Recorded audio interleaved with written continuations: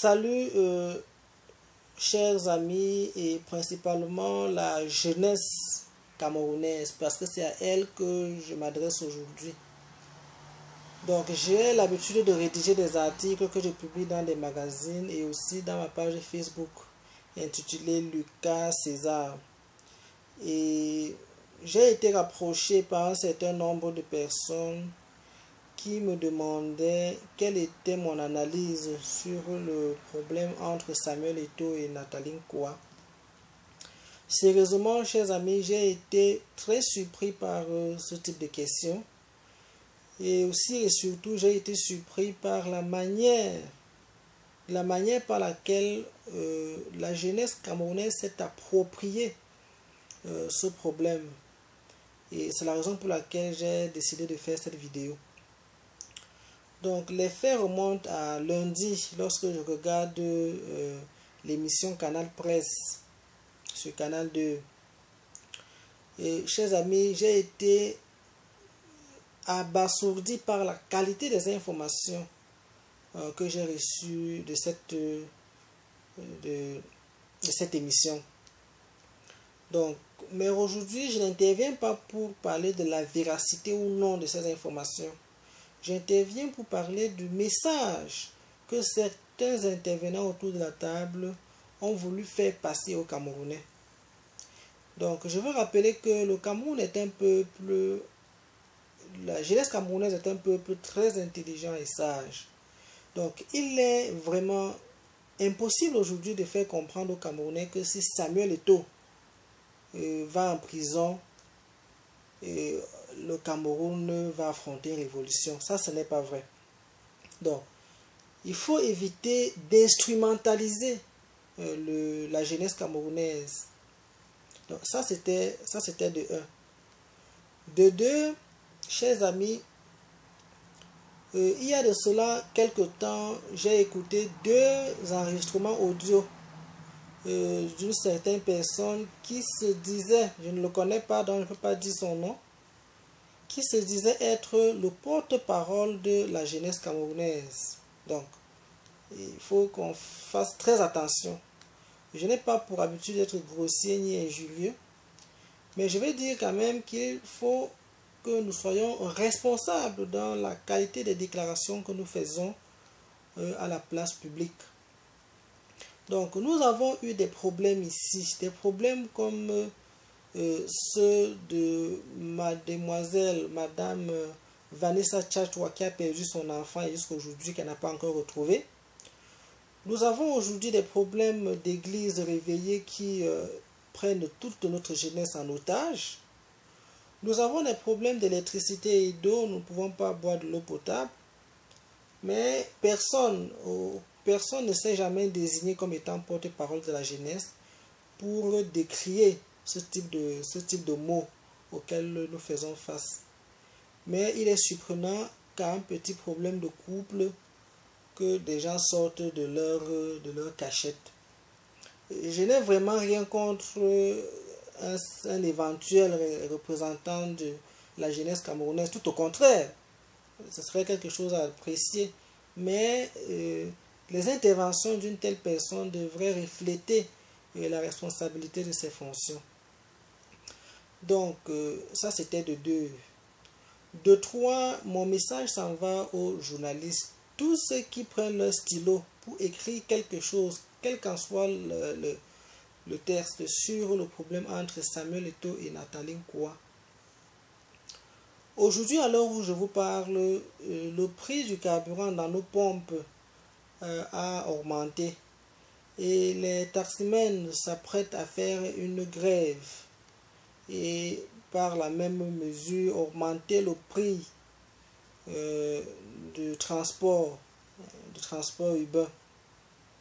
Mais chers amis, personne n'est là pour nous donner ces informations. Personne n'est là pour nous éclaircir là-dessus. Voilà ce qui peut créer une révolution au Cameroun. Mais nous n'avons pas d'informations. Les journalistes se concentrent sur un problème de couple qu'ils nous relayent matin, midi et soir. Donc, une fois de plus, je n'ai rien contre ces 3 catégories de personnes. mais j'ai un problème sur la qualité de l'information que nous procurons à notre peuple, que nous procurons à nos frères, à nos amis, à la jeunesse camerounaise de façon particulière. La qualité de l'information, est-ce qu'elle est utile vraiment pour le peuple camerounais? Est-ce que nous avons besoin de ça présentement?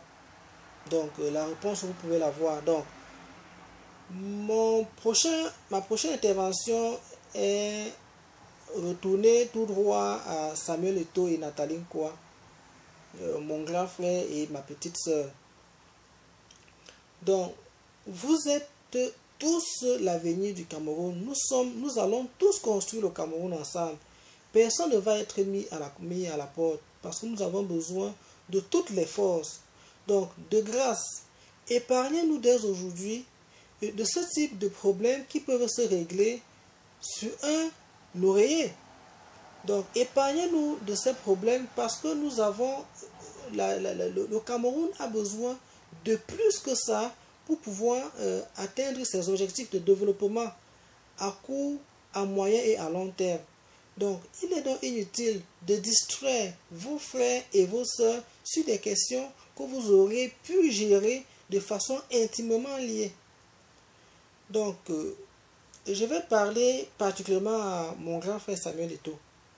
Moi, quand j'étais tout petit, mon grand-père avait des porcs qu'il élevait. Un jour, il s'est fait voler un de ses porcs. Et il a vu la personne qui avait volé son porc. Et il s'est mis à le poursuivre.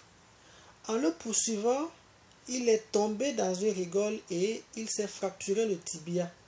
Mes chers amis, 5 ans plus tard, grand-père est mort de suite de ce tibia. La question est la suivante. Aurait-il pu vivre encore 6 ans au lieu de 5 ans? Ça, c'est la question qu'on doit se poser. Je vais vous dire que 2 ans après l'accident de mon grand-papa, il m'a appelé, il m'a dit, petit-fils, si un jour tu as un problème, au lieu de courir vers celui qui t'a posé le problème, va vers le sens opposé et continue à travailler pour résoudre le tort que cette personne t'a fait. Parce que le temps que tu mettras pour le poursuivre sera encore plus long que le temps que tu aurais pu mettre pour solutionner le problème qui vient de te causer. Ça, tonton, grand frère, papa Eto'o, je sais que tu n'ignores pas ça. L'ensemble des conseillers dont tu as n'ignore pas ça. Donc, utilise ça pour pouvoir épargner la jeunesse camerounaise de ce type de problème pour que nous puissions nous concentrer sur l'avenir et le développement de notre pays. À ma soeur Nathalie Nkwa, je veux sérieusement et sereinement te dire ceci. Les problèmes, quel qu'en soit le type de problème dans notre vie, est un gros tas de stress. Le stress en lui-même rend idiot. L'idiotie en lui-même annule toute action positive, que ce soit du passé, du présent ou bien du futur.